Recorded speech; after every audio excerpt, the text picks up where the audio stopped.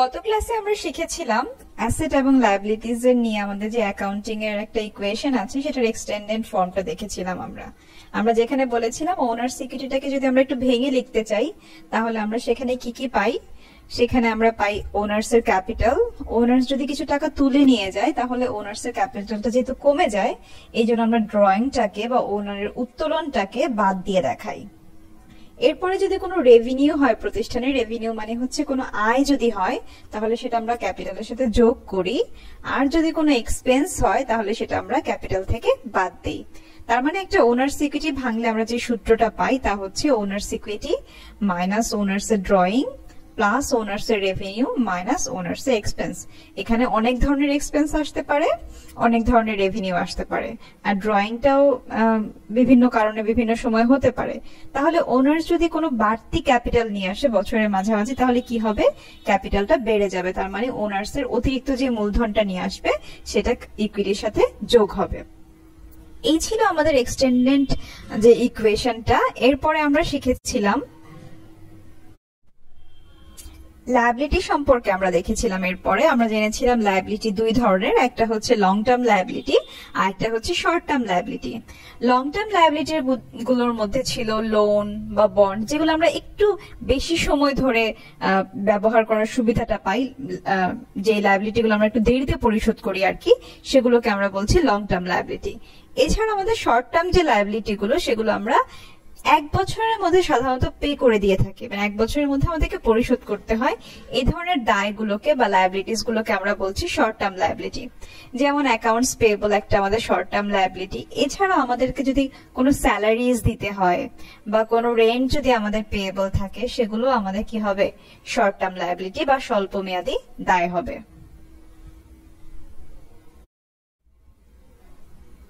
Lecture 5 মানে গত ক্লাসে আমরা যে টপিকগুলো নিয়ে কথা বলেছিলাম তার মধ্যে সবচেয়ে ইম্পর্টেন্ট যে পার্টটা ছিল সেটা হচ্ছে 4 ফিনান্সিয়াল স্টেটমেন্টটাকে বোঝা বা আন্ডারস্ট্যান্ডিং দ্য 4 ফাইন্যান্সিয়াল স্টেটমেন্ট। আমাদের কিছু রিকোয়ারমেন্ট আছে গ্যাপের এবং আইএফআরএস এর, কিছু প্রত্যেকটা প্রতিষ্ঠানকে কয়েকটা ফাইন্যান্সিয়াল স্টেটমেন্ট প্রিপেয়ার করতে হয়। তার আগে চলুন আমরা একটু জেনে নিই যে ফাইন্যান্সিয়াল স্টেটমেন্ট আসলে কি। Financial statement are the written records that convey the business activities and the financial performance of a company.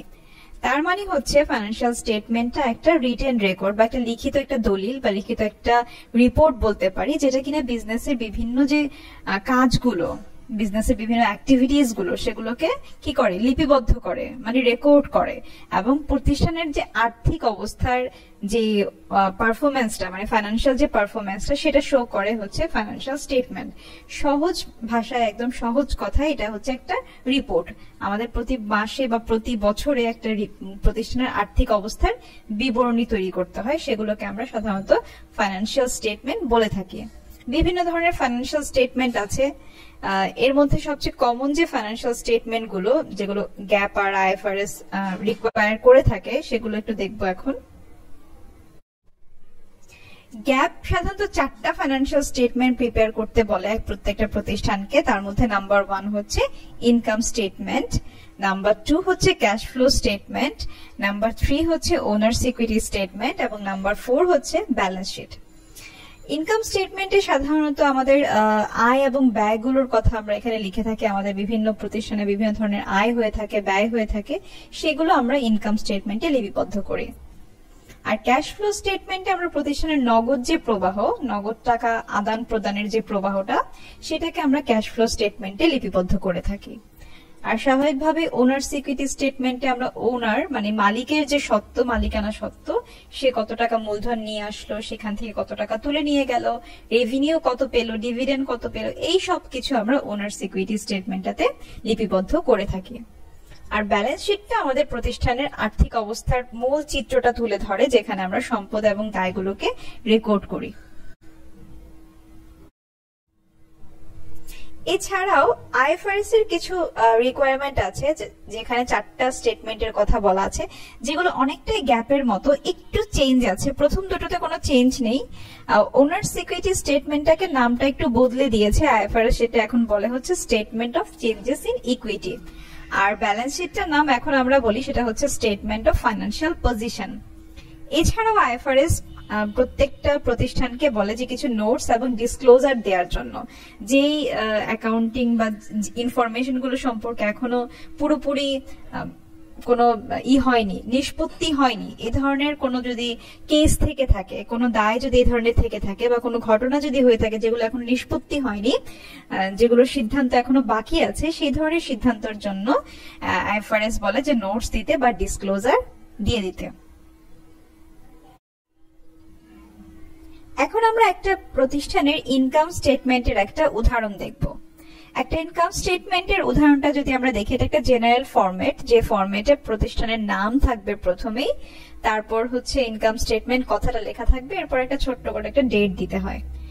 প্রতিষ্ঠানে বিভিন্ন ধরনের পণ্য থাকে, সেগুলোকে সেল করে আমরা যেটা পাই সেটাকে আমরা নেট সেল বলি, এবং সেখান থেকে আমরা বাদ দিই আমাদের সেলের সাথে সম্পর্কযুক্ত যেই কস্ট গুলো, কারণ সেল করতে গেলে তো আমার সাধারণত প্রোডাক্টটা তৈরি করতে নিশ্চয়ই তার আগে কিছু কস্ট হয়েছে, সেই কস্ট গুলো আমরা সেলস থেকে, নেট সেল থেকে বাদ দিয়ে দিই।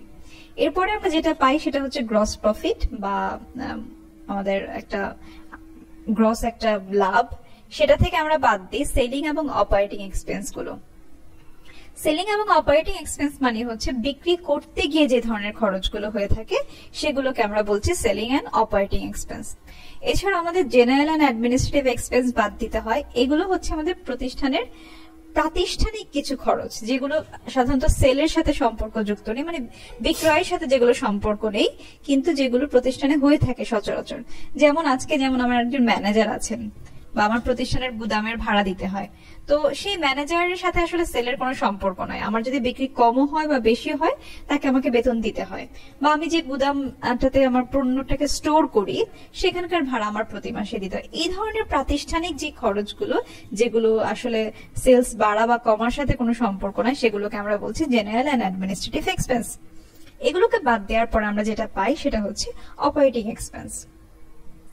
অপারেটিং এক্সপেন্স, টোটাল এই দুটো জিনিসকে একসাথে অপারেটিং এক্সপেন্স বলে। এগুলোকে বাদ দেওয়ার পর আমরা পাই আসলে অপারেটিং ইনকাম। এরপর আমরা এখান থেকে আদার ইনকাম গুলোকে বাদ দিই। আদার ইনকাম মানে হচ্ছে যে ইনকাম গুলো আমার প্রতিষ্ঠানের নিয়মিত ইনকাম না, মানে হচ্ছে প্রতিষ্ঠানে হঠাৎ করে কিছু নিউজ পেপার জমা হয়েছে, যেটা আমরা বলেছিলাম ক্লাসে, যে হঠাৎ করে কিছু নিউজ পেপার জমা হয়েছে, অনেকগুলো নিউজ পেপার হয়ে গিয়েছে, এগুলো আমরা এখন কি করব? এগুলো যখন আমরা বিক্রি করে দিব, হয়তো আমরা কিছু টাকা পেলাম, এটা আমার একটা ইনকাম, বা এটা আমার একটা কিছু লাভ হলো। তো এই টাকাটা তো আমি প্রতি মাসে মাসে পাই না, তাই না? বা আমার একটা ইনস্ট্রুমেন্ট আছে যেখান থেকে আমি কিছু একটা ফিনান্সিয়াল ইনস্ট্রুমেন্ট থেকে কোনো একটা লাভ হলো, মানে আমি কোথাও একটা ইনভেস্ট করেছিলাম, সেই ইনভেস্ট থেকে আমার কিছু একটা লাভ এসেছে। এই যে গেইন গুলো এই ফিনান্সিয়াল ইনস্ট্রুমেন্ট থেকে বা আদার ইনকাম গুলো, এগুলো কিন্তু আমার নিয়মিত আয় না, সেলস থেকে না, এগুলো মাসে একবার হয়, হয়তো বা 2 মাসে একবার হয়। এইগুলোকে আমরা আদার ইনকামের আওতায় নিয়ে আসবো। এরপরে যদি কোনো লস হয়ে থাকে ফরেন কারেন্সির কারণে, ফরেন কারেন্সি মানে হচ্ছে আমি বৈদেশিক মুদ্রা যদি বিনিময় করে থাকি, অনেক সময় ডলারের দাম ওঠানামা করে না, তখন কি হয়, ডলারের দাম ওঠানামা করলে আমাদের অনেক সময় বিক্রি করতে গিয়ে বা কিনতে গিয়ে আমাদের কিছু লস হয়। মাঝে মাঝে অনেক কমে গেলে দাম, আমাদের তখন বিক্রি করতে গেলে লস হবে না। সেই লস গুলোকে, বা আমার যদি প্রতিষ্ঠানটা এমন হয়, আমার ইন্ডিয়াতে একটা আউটলেট আছে, বাংলাদেশে একটা আউটলেট আছে, তো আমি ইন্ডিয়ার হিসাবগুলো ওখানকার রুপিজে রাখলাম, বাংলাদেশের হিসাবগুলো আমি এখানকার বিডিটিতে রাখলাম। যখন আমি দুইটাকে ম্যাচ করতে গেলাম, তখন আমার দেখা গেল যে ফরেন কারেন্সির ক্ষেত্রে আমার কিছু লাভ বা লস হয়েছে। ফরেন কারেন্সি যে কনভার্ট করতে গেলে, যখন বছর শেষে এসে আমি বাংলাদেশি টাকায় যদি ওর হেডকোয়ার্টারটা বাংলাদেশে হয়, বাংলাদেশি টাকায় যদি আমি কনভার্ট করতে যাই, তাহলে আমার কিছু লস হয়ে থাকে বা লাভ হয়ে থাকে। সেই ধরনের আনইউজুয়াল লাভ বা আনইউজুয়াল গেইন যদি থেকে থাকে, তাহলে আমরা লস যদি থেকে থাকে, তাহলে আমরা কি করব, এখান থেকে বাদ বা যোগ দেব। গেইন হলে যোগ করব, লস হলে কি করব, বাদ দিব। এছাড়াও কিছু ইন্টারেস্ট এক্সপেন্স আসে আমাদের। ইন্টারেস্ট এক্সপেন্স মানে হচ্ছে আমি যদি কোনো লোন নিয়ে থাকি, সেখানে যদি আমাকে কোনো সুদ পরিশোধ করতে হয়, সেই ধরনের খরচগুলোকে আমাদেরকে এখান থেকে বাদ দিতে হবে। এরপরে যেটা পাবো আমরা, তা হচ্ছে আমাদের ইনকাম বিফোর ট্যাক্সেস। এরপর আমাদেরকে স্বাভাবিকভাবে ট্যাক্স দিতে হবে, ট্যাক্স একটা আমাদের এক্সপেন্স। এটা দেওয়ার পরে সর্বশেষে আমরা যা কিছু পাবো সেটা হচ্ছে আমাদের নেট ইনকাম। এইভাবে আমরা একটা ইনকাম স্টেটমেন্ট প্রিপেয়ার করে থাকি একটা প্রতিষ্ঠানের। নেক্সট যে এক্সাম্পলটা আমরা দেখব, এটা হচ্ছে একটা ক্যাশ ফ্লো স্টেটমেন্টের। একটা প্রতিষ্ঠানে আমরা বলেছিলাম যে 3টা অ্যাক্টিভিটিস থাকে বা 3টা অ্যাক্টিভিটিস হতে পারে।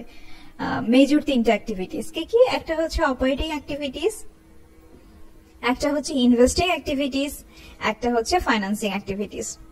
অপারেটিং অ্যাক্টিভিটিস মানে হচ্ছে একটা প্রতিষ্ঠান রান করতে গিয়ে, মানে প্রতিষ্ঠানটা চালাতে গিয়ে যে ধরনের অ্যাক্টিভিটিস গুলো হয়ে থাকে, সেলস, পারচেজ বা প্রতিষ্ঠানে বিজ্ঞাপন দেয়া, প্রতিষ্ঠানের বিভিন্ন কাজ, যেই কাজগুলো আমরা প্রতিষ্ঠানটা চালাতে গিয়ে হয়ে থাকে আমাদের, সেইগুলোকে আমরা বলছি অপারেটিং এক্সপেন্স। এখন আমরা অপারেটিং এক্সপেন্সের প্রথমে আমার কিছু ক্যাশ ইনফ্লো হয়, ইনফ্লো মানে প্রতিষ্ঠানে আসে, সেগুলো কেমন? নেট ইনকাম, এটা একটা ক্যাশ আসা। এরপর কিছু ক্যাশ চলে যায়, আমার কিছু টাকা প্রতিষ্ঠান থেকে চলে যায় অপারেটিং অ্যাক্টিভিটিস এর ফলে, সেগুলোকে আমরা কি করব? এখান থেকে বাদ দিয়ে দেব। এর পরের যে অ্যাক্টিভিটিসটা আছে সেটা হচ্ছে ইনভেস্টিং অ্যাক্টিভিটিস। আমার প্রতিষ্ঠানে যখন টাকা একটু বেশি থাকে, যখন উদ্ধৃত থাকে বা সারপ্লাস থাকে, সারপ্লাস মানে হচ্ছে টাকা বেশি থাকা, যখন আমার যা কিছু লিকুইড থাকা প্রয়োজন তার থেকে যখন টাকা বেশি থাকে, তখন আমরা কি করি? একটা ভালো ইনভেস্টমেন্টের কথা চিন্তা করি, কোথায় বিনিয়োগ করলে, কোথায় টাকাটা খাটালে টাকাটা থেকে আমার কিছু লাভ আসবে, এরকম চিন্তা করি। তাই প্রত্যেকটা প্রতিষ্ঠানই চিন্তা করে কোথাও না কোথাও বিনিয়োগ করার, যেখান থেকে তাদের টাকাটা আসবে। তো সেই ধরনের কাজগুলোকে আমরা বলি ইনভেস্টিং অ্যাক্টিভিটিস। মানে একটা ইনভেস্ট করে আমি সেখানে যদি সেখান থেকে যদি কোনো কিছু ক্যাশ চলে আসে, বা সেখান থেকে যদি আমি কোনো সেল করে, কোনো ইনস্ট্রুমেন্ট সেল করে যদি আমি সেখান থেকে কোনো লাভ পাই, সেগুলোকে আমরা বলছি আমাদের ইনভেস্টিং অ্যাক্টিভিটিস থেকে ক্যাশ ইনফ্লো বা আউটফ্লো। আচ্ছা, এরপরে আমাদের যে অ্যাক্টিভিটিসটা আছে সেটা হচ্ছে ফাইন্যান্সিং অ্যাক্টিভিটিস। ফাইন্যান্সিং অ্যাক্টিভিটিস মানে হচ্ছে আমার প্রতিষ্ঠানে অর্থের যোগান কোথা থেকে হবে। আমাদের প্রতিষ্ঠানে স্বাভাবিকভাবে মূলধন লাগে, টাকা পয়সা তো লাগবে একটা প্রতিষ্ঠান চালাতে গেলে, তো মূলধন লাগে, মাঝে মাঝে অতিরিক্ত মূলধন লাগে, কোথাও থেকে হয়তো বা লোন নিতে হয় কখনো কখনো। তো এই যে আমার প্রতিষ্ঠানে মাঝে মাঝে শেয়ার ইস্যু করে টাকা আদায় করতে হয়, তো এই যে আমার প্রতিষ্ঠানে বিভিন্ন ধরনের টাকার অর্থ সংস্থান, অর্থের যোগান কোথা থেকে আসবে, সেটা যেই অ্যাক্টিভিটিস গুলোর দ্বারা হয়ে থাকে সেগুলোকে আমরা বলছি ফাইন্যান্সিং অ্যাক্টিভিটিস। এখানে আমাদের কিছু টাকা আসে, আবার কিছু টাকা চলে যায়। যেমন আমি যদি একটা শেয়ার ইস্যু করি, শেয়ার ইস্যু করে যদি আমি টাকা কালেক্ট করি, শেয়ার ইস্যুর ফলে কি হয়? অনেকে আমার প্রতিষ্ঠানের শেয়ার কিনে নেয়, আমি একটা টাকা পাই। এই যে আমি শেয়ার ইস্যু করে টাকাটা পেলাম, এখন তো তাদেরকে আমাকে একটা লাভ দিতে হবে, এই লাভটার নাম হচ্ছে ডিভিডেন্ড। তো এই যে ফাইন্যান্সিং এর কারণে আমাকে কিছু ডিভিডেন্ড দিতে হচ্ছে প্রতি মাসে বা প্রতি বছরে বা প্রতি 6 মাস পর পর, এই কাজগুলো হচ্ছে, এই ক্যাশ ফ্লো গুলো হচ্ছে আমাদের ফাইন্যান্সিং অ্যাক্টিভিটিস এর সাথে সম্পর্কযুক্ত। তার মানে হচ্ছে একটা বছরে আমাদের 3 ধরনের কাজ হয়ে থাকে, একটা হচ্ছে অপারেটিং অ্যাক্টিভিটিস, একটা হচ্ছে আমার ইনভেস্টিং অ্যাক্টিভিটিস, আর একটা হচ্ছে আমার ফাইন্যান্সিং অ্যাক্টিভিটিস। এটা ভাবে ভাগ করার কারণ হচ্ছে আমার দেখা যে আমার প্রতিষ্ঠানে আসলে ফাইন্যান্সিং এ কতটুকু যাচ্ছে ক্যাশ ফ্লো, ইনভেস্টিং এ কতটুকু যাচ্ছে ক্যাশ ফ্লো, আর অপারেটিং এ কতটুকু যাচ্ছে। কারণ আমি যে ইনভেস্টটা করছি সেটা কি আদৌ লাভজনক কিনা, আমি যে ফাইন্যান্সিংটা নিচ্ছি সেটা আদৌ লাভজনক কিনা। এমন যদি হয় আমি 10 টাকার লোন নিলাম, প্রতি মাসে মাসে আমাকে এমন সুদ দিতে হচ্ছে যেখানে আমার আসলে লোনের থেকে বেশি আমার সুদের হয়ে যাচ্ছে, তো সেই ধরনের যদি হয়, ব্যাপার যদি হয়, তাহলে আসলে আমার লোনটা লাভজনক না বা আমার ইনভেস্টমেন্টটা লাভজনক না। এই কারণে আমরা এইভাবে করে সেগ্রিগেট করে বা আলাদা আলাদা করে বিভিন্ন অ্যাক্টিভিটিস থেকে আমাদের ক্যাশ ফ্লো গুলো আমরা দেখে প্রিপেয়ার করে থাকি। তো বছর শেষে আমাদের আমরা কি দিয়ে শুরু করেছিলাম, বছরের শুরুতে যে ক্যাশ দিয়ে শুরু করেছিলাম সেটা নিয়ে আসি, নিয়ে আসার ফলে আমরা বছরের এন্ডে যেটা ক্যাশ থাকে সেটা আমরা এই ক্যাশ ফ্লো স্টেটমেন্টটা প্রিপেয়ার করার ফলে পেয়ে যাই।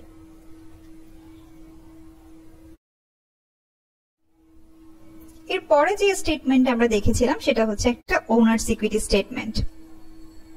এই স্টেটমেন্টটা খুব ছোট্ট এবং সহজ। এখানে ওনার্স এর ইকুইটি জানুয়ারির 1 তারিখে কত ছিল, মানে বছরের শুরুতে কত ছিল, তারপরে সাথে হচ্ছে নেট ইনকামটা যোগ হয়, এখান থেকে ওনার্স যদি কোনো টাকা তুলে নিয়ে যায় সেটা বাদ যায়, দ্যাটস ইট। এরপরে আমাদের ওনার্স এর 31 ডিসেম্বরে বা বছর শেষে তাদের একটা ইকুইটি আমরা পেয়ে যাই। এটা খুব সহজ, এটা তৈরি করতে একদমই সময় কম লাগে।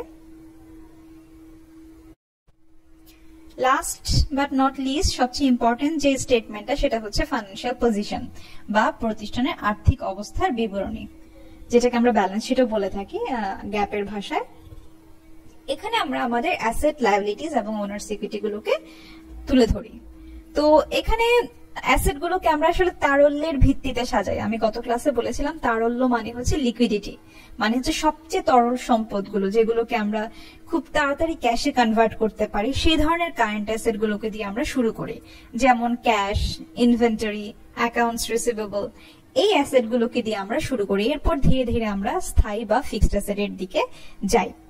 আর লায়াবিলিটিজ এর ক্ষেত্রেও সেম, আমরা তরল দায়গুলো দিয়ে শুরু করি, যেমন অ্যাকাউন্টস পেয়েবল বা আমাদের কোনো অ্যাক্রুইড এক্সপেন্স যদি থাকে যেগুলোকে আমরা এই বছরের মধ্যে পরিশোধ করতে হবে, সেগুলোকে দিয়ে আমরা শুরু করি। আমার লায়াবিলিটিস গুলো এখানে চলে আসে। লায়াবিলিটিস এর সাথে আরো আসে হয়তো বা লায়াবিলিটিস এর কোনো যেমন সুদ থাকলে, যেমন ইন্টারেস্ট যদি থেকে থাকে তাহলে চলে আসে। আবার যদি ফিক্সড অ্যাসেট থেকে কোনো ডেপ্রিসিয়েশন যদি বাদ যায় সেটাও এখানে চলে আসে। এছাড়াও আমাদের ওনার্স ইকুইটির যে কমন স্টক বা রিটেন আর্নিংস এর যে বিষয়গুলো সেগুলো এখানে আসে। এই হচ্ছে আমাদের ফাইন্যান্সিয়াল পজিশন একটা চিত্র বা ফাইন্যান্সিয়াল স্টেটমেন্টটা।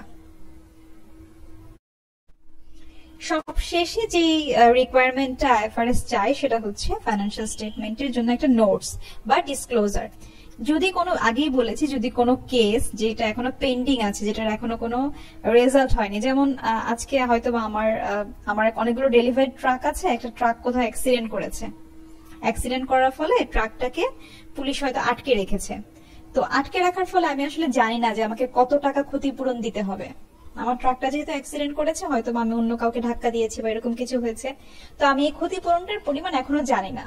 এখন আজকে যেহেতু বছরের শেষ দিন, আমাকে তো একটা ফাইন্যান্সিয়াল প্রিপেয়ার করতে হবে, স্টেটমেন্ট প্রিপেয়ার করতে হবে। তো এখন আমি আসলে এখানে কি করব? এখানে কি আমি ক্ষতিপূরণের টাকা দেখাবো যে আমার এত টাকা ক্ষতি হয়েছে, এটাকে আমার ইনকাম স্টেটমেন্টে বা কোথাও দেখাতে হবে কিনা? এই যে এই লস অথবা মানে প্রবাবল যে লসটা, সম্ভাব্য যে ক্ষতিটা, এটার জন্য আমাকে কি করতে হবে? আমাকে ছোট্ট করে একটা নোটস দিয়ে দিতে হবে। এমন ভাবে নোটসটা লিখে দিতে হবে যে অমুক জায়গায় আমার একটা ডেলিভারি ট্রাক যেটা অ্যাক্সিডেন্ট করেছে, যে কেসটা এখনো পেন্ডিং আছে, যেটার জন্য একটা ক্ষতিপূরণ দেওয়ার একটা সম্ভাবনা আছে। যদি আমি কেসটাতে হেরে যাই, আমাকে হয়তো একটা ক্ষতিপূরণ দিতে হতে পারে। তার মানে হচ্ছে আমার প্রতিষ্ঠান সম্ভব একটা ক্ষতির মুখে আছে। এই ধরনের ছোট ছোট ডিসক্লোজার গুলো বা নোটস গুলো আমরা সাধারণত ফাইন্যান্সিয়াল স্টেটমেন্ট প্রিপেয়ার করার পরে সবশেষে নিচে লিখে দেব। এটা একটা আইএফআরএস এর একটা রিকোয়ারমেন্ট। এরপরে আমরা শুরু করেছিলাম চ্যাপ্টার 2, মানে দ্য রেকর্ডিং প্রসেস। রেকর্ডিং প্রসেসের স্টেপগুলোর মধ্যে আমরা বলেছিলাম যে আমাদের এখানে 3টা স্টেপ আছে। একটা হচ্ছে, ফার্স্ট স্টেপটা হচ্ছে analyse each transaction for its effect on the accounts. এটা আপনারা অলরেডি কমপ্লিট করেছেন, মানে আপনারা ট্যাবুলার অ্যানালাইসিস এখন করতে পারেন। আপনারা প্রত্যেকটা ট্রানজাকশন দেখে বলতে পারেন ট্রানজাকশনটাতে কোনটা সম্পদ, কোনটা হচ্ছে দায়, আসলে কোনো খরচ হচ্ছে কিনা, বা এটা কি আসলে কি ধরনের ইফেক্ট ফেলছে আমাদের সেই সূত্রটার মধ্যে, asset equals to liability plus owners equity যে সূত্রটা আছে সেখানে কি ধরনের ইফেক্ট ফেলছে, এটা আপনারা পারেন। সেকেন্ড যে স্টেপটা সেটা হচ্ছে এই যে ট্রানজাকশন গুলো অ্যানালাইজ করা হলো, এখন আমরা এগুলোকে একটা জার্নালে নিয়ে যাব। তার মানে হচ্ছে enter the transaction information in a journal, একটা জার্নালে নিয়ে যেতে হবে। জার্নাল মানে হচ্ছে একটা রেকর্ডিং বুক, যেখানে ডেবিট, ক্রেডিট, তারপর হচ্ছে ডেট, পার্টিকুলার্স, এই ইনফরমেশন আমরা দেখবো। জার্নালের উদাহরণ আমরা দেখবো। এটাকে ভালো বাংলায় বলে হচ্ছে জাবেদা। থার্ড যে স্টেপটা সেটা হচ্ছে লেজার করা বা transfer the journal information to the appropriate accounts in the ledger বা খতিয়ান। এর মানে হচ্ছে আমরা প্রত্যেকটা জার্নালে যে অ্যাকাউন্টস গুলো পাবো সেগুলোকে একটা করে, প্রত্যেকটা আলাদা আলাদা করে একটা করে খতিয়ানে নিয়ে যাওয়া বা একটা করে লেজার বা জেনারেল লেজার প্রিপেয়ার করা। সেই স্টেপ গুলো কেমন হবে বা সেগুলোর উদাহরণ আমরা এখন দেখব। প্রথমে দেখি জার্নাল কি। জার্নাল হচ্ছে একটা ফাইন্যান্সিয়াল ট্রানজাকশনের রেকর্ড বুক, আগেই বলেছি। এটা কিছু ফর্মালি যদি আমরা একটু বলি তাহলে হচ্ছে journal is a detail account that records all the financial transaction of a business to be used for the future reconciling of accounts and the transfer of information to other official accounting records such as the general ledger. তার মানে এখানে 3টা বিষয় important. একটা হচ্ছে একটা written record, journal হচ্ছে একটা রিটেন রেকর্ড, যেটা কিনা সব শুধুমাত্র ফাইন্যান্সিয়াল ট্রানজাকশন গুলোকে আইডেন্টিফাই করবে আর রেকর্ড করবে। কেন করবে? সেকেন্ড যে ইম্পর্টেন্ট ইস্যুটা সেটা হচ্ছে ফিউচার রিকনসাইলিং এর জন্য। ভবিষ্যতে যদি কোনো আমার কখনো রিকনসাইল করার প্রয়োজন হয় বা খুঁজে দেখার প্রয়োজন হয়, সেই কারণে। থার্ড যে ইম্পর্টেন্ট পার্টটা সেটা হচ্ছে এগুলোকে অফিসিয়াল যে রেকর্ড আছে সেগুলোতে ট্রান্সফার করার জন্য আমরা জার্নাল প্রিপেয়ার করে থাকি। এখানে পাশে একটা উদাহরণ দেয়া আছে জার্নাল কিরকম দেখতে হয়। জার্নালে 5টা ঘর থাকে, একটা হচ্ছে ডেট, তারপর হচ্ছে ডিটেইলস, এরপর হচ্ছে রেফারেন্স থাকে, তারপর ডেবিট টাকার ঘর আর হচ্ছে ক্রেডিট টাকার ঘর। আমরা এখন একটা উদাহরণ দেখব। আমরা যে উদাহরণটা দিয়ে আসলে টেবুলার অ্যানালাইসিস করেছিলাম, এখানে সেই সেম উদাহরণটি আমরা দিব যাতে আমাদের বুঝতে সহজ হয়। এই জন্য ট্রানজাকশন নাম্বার 1 এ বলেছে, miss Neha started a company name NTA on September 1, 2020. She invested 15,000 cash in the business. তার মানে হচ্ছে নেহা একটা স্টার্ট করেছে কোম্পানি, যার নাম হচ্ছে NTA, সেপ্টেম্বর 1 তারিখে যেটা চালু করেছে, এবং সে এখানে ইনভেস্ট করেছে 15,000 ক্যাশ। তার আপনারা ক্লাসে বলেছিলেন যে আপনারা নিজেরা আইডেন্টিফাই করতে পেরেছিলেন আসলে ক্যাশ বেড়েছে বা প্রতিষ্ঠানের সম্পদ বেড়েছে। তাহলে প্রতিষ্ঠানের সম্পদ বাড়লে আমরা সকলেই জানি যে অ্যাসেট বাড়লে অ্যাসেটটা কি হয়? ডেবিট হয়। আর যেহেতু প্রতিষ্ঠানে সে মূলধন নিয়ে এসেছে, মানে ক্যাপিটাল হয়েছে, আমরা জানি যে ওনার্সের ইকুইটি বা ওনার্সের ক্যাপিটালটা বাই ডিফল্ট ক্রেডিট। তার মানে হচ্ছে আমাদের ক্যাশ বেড়েছে বা অ্যাসেট বেড়েছে, অ্যাসেটটা হচ্ছে আমাদের ডেবিট, এবং যেহেতু আমাদের ওনার্সের ক্যাপিটালটা বেড়েছে, ক্যাপিটালটা হবে আমাদের ক্রেডিট। তাহলে আমরা চলেন পরের পেজে দেখি জানাটা ঠিক আছে কিনা। এখানে দেখেন জার্নালটা কমপ্লিট করেছে, প্রথমে ডেটটা দিয়েছে, ডেটটা দেওয়ার পরে তারা হচ্ছে লিখেছে যেহেতু ক্যাশ টাকা বেড়ে গিয়েছে, ক্যাশ দিয়ে এখানে ডেবিটের ঘরে 15,000 টাকা লিখেছে। আর ওনার্সের ক্যাপিটাল যেহেতু বেড়েছে, তা ক্যাপিটালের ওনার্স ক্যাপিটাল লিখে ক্রেডিটের ঘরে 15,000 টাকা লিখেছে। আর উপরে ছোট্ট করে একটা রেফারেন্স J5 লেখা ছিল, এটা রেফারেন্সের ঘরে লিখে দিয়েছে। এছাড়াও আরেকটা কাজ যেটা করতে হয় সেটা হচ্ছে একটা ব্যাখ্যা দিতে হয় নিচে। এই ট্রানজাকশনটা শেষ হলে, ট্রানজাকশনের জাবেদাটা শেষ হলে ওখানে নিচে একটা ছোট করে ব্যাখ্যা দিতে হয়। ব্যাখ্যাটা কিছুই না, খুবই সহজ, যা করেছেন তাই। তার মানে হচ্ছে owners investment in the business, মানে এই ট্রানজাকশনটাকে ছোট্ট করে লেখা আর কি, সহজ ভাষায়। ওনার্স বিজনেসে ইনভেস্ট করেছে, টাকার কথা লেখার দরকার নাই, তারিখের কথা লেখার দরকার নাই, শুধুমাত্র ব্যাখ্যাটাকে শর্ট আকারে লিখে দেয়া। কেন লিখে দেয়া? কারণ যখন একটা মানুষ পরবর্তীতে অনেক মাস পরে এসে জার্নালটা দেখবে, তার হয়তো বা মনে নাও থাকতে পারে ট্রানজাকশনটা কি হয়েছিল, সে যেন এই ব্যাখ্যাটা দেখে খুব সহজেই বুঝতে পারে, ও আচ্ছা ওনার্স বিজনেসে ইনভেস্টমেন্ট নিয়ে এসেছিল, এই জন্য ক্যাশ ডেবিট হয়েছিল আর ওনার্সের ক্যাপিটাল ক্রেডিট হয়েছিল।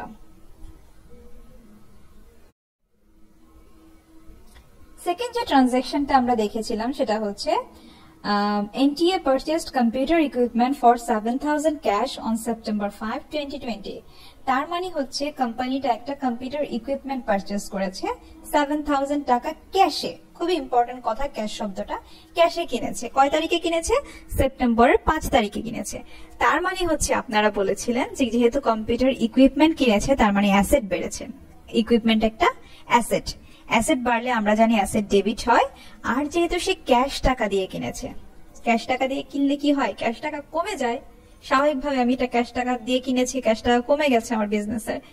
আর অ্যাসেট বাড়লে যদি ডেবিট হয় তাহলে অ্যাসেট কমলে কি হবে? উল্টো হবে, তার মানে ক্রেডিট হবে।